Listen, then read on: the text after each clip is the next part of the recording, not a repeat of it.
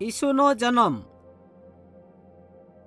મરિયમની સગાઈ યુસુફ નામના એક પ્રામાણિક માણસ હાથે ઉનેલી હતી।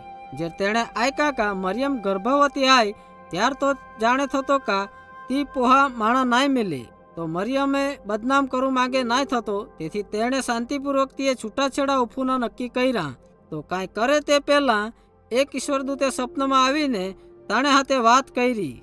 દૂતે આયખા યુસુફ મરિયમે તુણે ડોહાડી તરીકે લેવ હારું ભયભીત નખે ઉવે તે જી પોહા આય તે પવિત્ર આત્માથી આય તી એક પોહા જન્મોફી તાણા નામ ઈસુ પાડી, જાણો અર્થ પરમેશ્વર બચાવે તાય, કારણ કા તો લોકો ત્યાં પાપોથી બચાવી।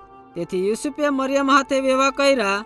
તે ઘર લામનો પોહાએ જન્મ ઉવે નાય ત્યાં સુધી તેણે તાણી હાથે દૈહિક સંબંધ નાય રાખ્યો।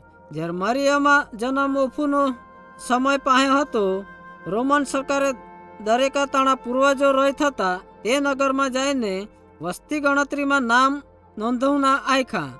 યુસુફને મરિયમ નાઝરેતથી બેથલેહેમ જવા હારું લાંબો પ્રવાસ કરવા પડનો, કારણ કે તાણા પૂર્વજ દાઉદ હતો જાણા વતન બેથલેહેમ હતા। જ્યારે તીએ બેથલેહેમ પહોંચને ત્યારે રવલા હારું કોઈ જગ્યા હતી નાય। તે એકમાત્ર જગ્યા હોયથી જેમાં પશુ રોય થતે પોહાયો ત્યાં જન્મુનો ને તાણી માતાએ પાસે ખાટલો નાય હતો, ત્યાં તાણા નામ ઈસુ પાડ્યા।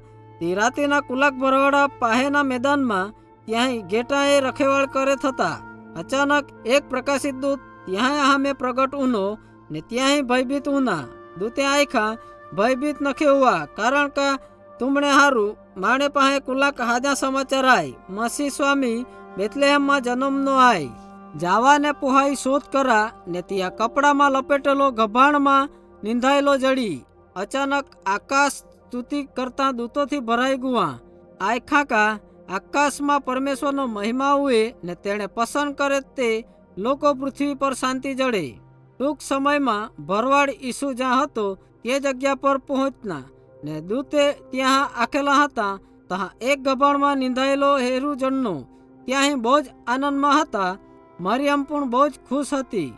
ભરવાડા અહીં જ્યાં આકેલા ને હેરા ત્યાં હારું પરમેશ્વરની પ્રશંસા કરતા જ્યાં ત્યાં ઘેટે હતે ખેતરમાં પાછા ફિરના। થોડાક સમય પાછી પૂર્વમાં આગે દેશથી બુદ્ધિમાન માણું અહીં આકાશમાં એક અસામાન્ય તારો હેરો ત્યાં અર્થ સમજાય નો કા યહૂદીનો એક નવો રાજા જન્મેલો આય। તેથી ત્યાં રાજા હેરુ હારું એક લાંબા અંતરનો પ્રવાસ કર્યો। ત્યાં બેથલેહેમમાં આમના ને ઈસુ ને તાણે માતા પિતા જ્યાં રહી થતે તે ઘર સુધી કાઢ્યા। જ્યારે જ્ઞાની માણું ઈસુ તાણી હાથે હેરો ત્યારે ત્યાં નમીને ભજન કર્યા। ત્યાં ઈસુ મોગી બેટો ઓઈફી માટે તેઓ પાછા ઘર ફિરના।